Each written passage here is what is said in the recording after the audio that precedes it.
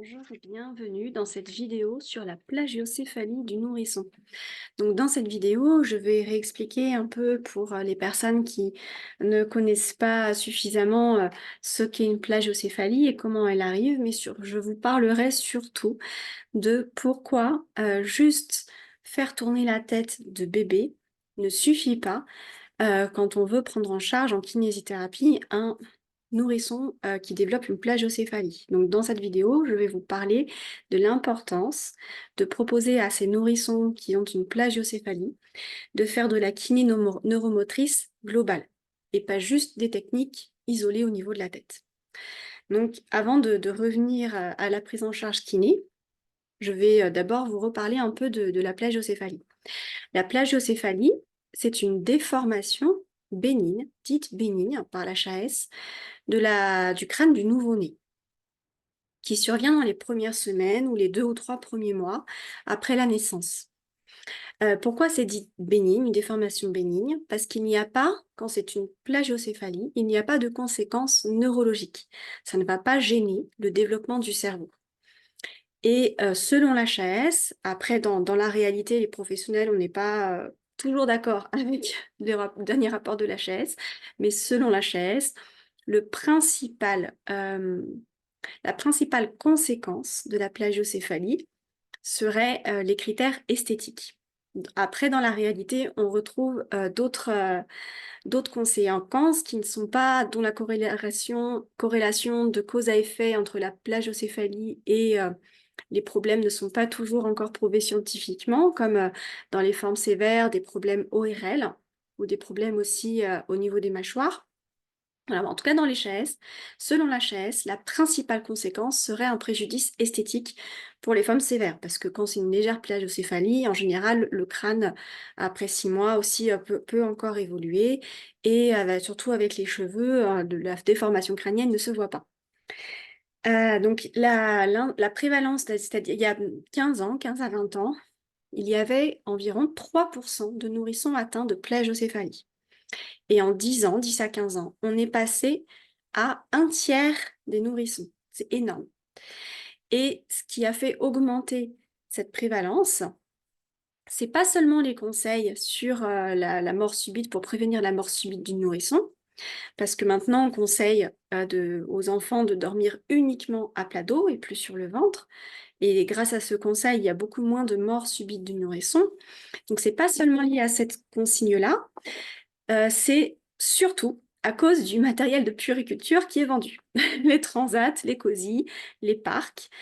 Et c'est plus prouvé scientifiquement que, même s'il y a d'autres critères, mais en tout cas, les enfants qui n'ont pas de motricité, de temps de motricité libre, qui sont plus en transat dans du matériel figé, développent plus de plagiocéphalie que les enfants qui ont qui sont posés à plat dos, qui ont de la motricité libre, qui sont aussi portés, mais comme les enfants qui peuvent être en matériel de puériculture, avec les mêmes consignes. Donc c'est vraiment le manque de motricité libre qui prédisposerait plus à la plagiocéphalie.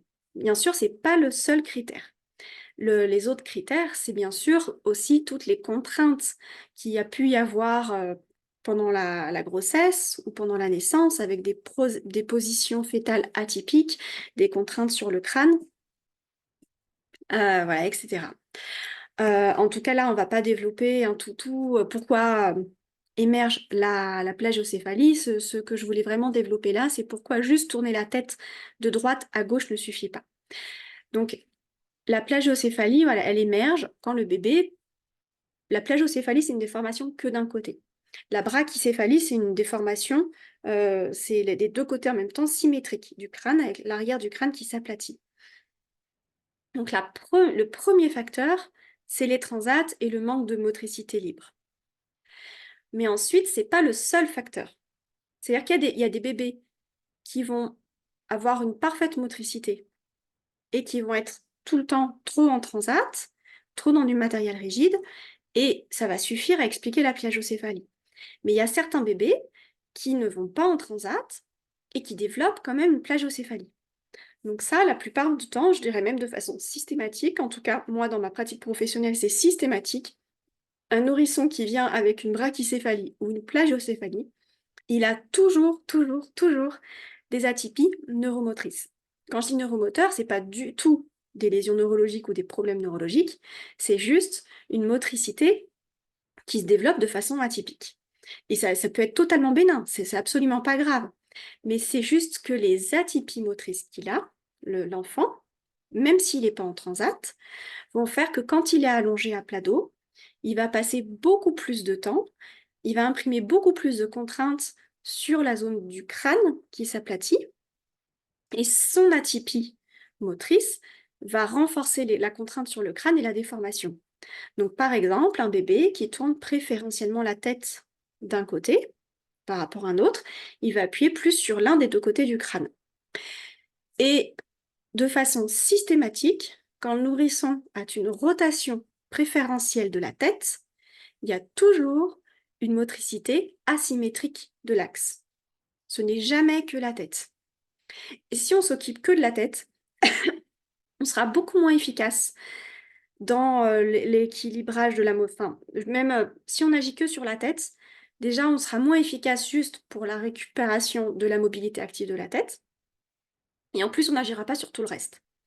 Sachant que un nourrisson qui a une rotation asymétrique, une rotation préférentielle de tête, il a toujours un réflexe tonique asymétrique du cou qui se développe de façon atypique.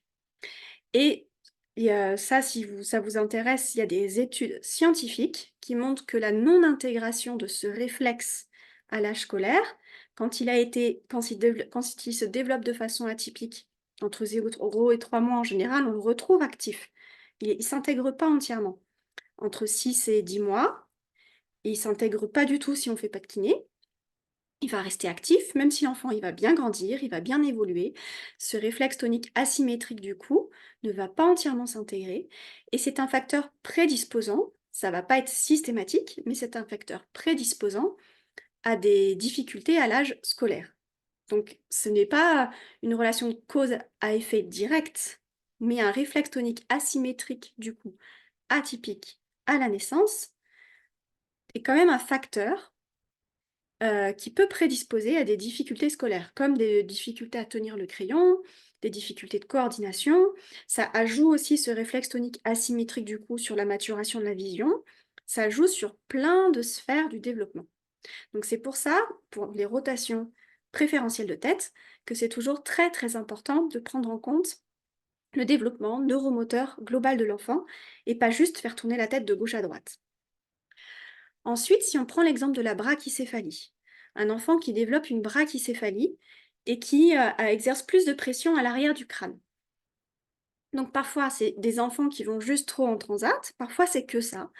Mais moi, ça m'est jamais arrivé de voir que c'était que ça. J'ai toujours vu autre chose. Par exemple, un réflexe de Landau, vers 4 mois, qui ne se développait pas suffisamment. Le réflexe de Landau, c'est un réflexe, le réflexe qui se développe vers 4 mois quand l'enfant est mis sur le ventre. Le bébé, il fait l'avion quand il est content. C'est un réflexe qui est lié à une émotion de joie et qui stimule le tonus des extenseurs et qui permet la maturation fonctionnelle de l'extension de l'axe, qui joue beaucoup entre la connexion des extenseurs de la tête et des extenseurs du bassin. Et alors, je ne pourrais pas dire si c'est le cas pour tous les enfants qui ont une brachycéphalie. Moi, c'est tous les enfants que j'ai vus qui n'avaient ce réflexe-là, qui ne se développait pas normalement. Sans aucune raison pathologique, hein. C'est juste peut-être les expériences motrices qui faisaient qui ne se développaient pas normalement. C'est absolument pas grave. En kiné et neuromotrice, c'est quelque chose qu'on réintègre très facilement. Mais c'est juste pour expliquer que le travail sur la tête ne suffit pas, qu'il faut vraiment retravailler sur l'ensemble de la motricité. En lien avec la brachycéphalie aussi, on retrouve souvent des réflexes en extension de l'axe. Ça, c'est pareil pour la plagiocéphalie. Un enfant qui a un axe souvent en extension, à cause d'un réflexe de Pérez, un réflexe de Moreau, un réflexe tonique labyrinthique. Je vous invite pour ces réflexes-là à regarder mon webinaire sur le schéma en extension du nourrisson. Donc un nourrisson avec une plagiocéphalie ou une brachycéphalie qui a des réflexes en extension de l'axe va, quand il dort sur le dos, exercer beaucoup plus de contraintes, de pression sur la zone de la tête qui s'aplatit. Donc encore une fois, c'est parfaitement inutile de travailler que sur la tête ou la rotation de la tête. Ça demande vraiment de retravailler sur la neuromotricité globale. Donc voilà pour cette vidéo sur la plagiocéphalie. N'hésitez pas à me poser vos questions, à faire vos commentaires en dessous de la vidéo et je vous apporterai mes réponses. Et si toute cette approche neuromotrice du nourrisson vous intéresse, c'est tout ce que je développe dans mes formations en présentiel avec les techniques neuromotrices adaptées à l'enfant de 0 à 2 ans et les techniques d'intégration des réflexes archaïques adaptées à l'enfant de 0 à 2 ans. Donc ces mêmes techniques, on les voit pour les enfants de 2 à 7 ans en distanciel, en e-learning, et vous retrouverez les programmes détaillés sur mon site internet.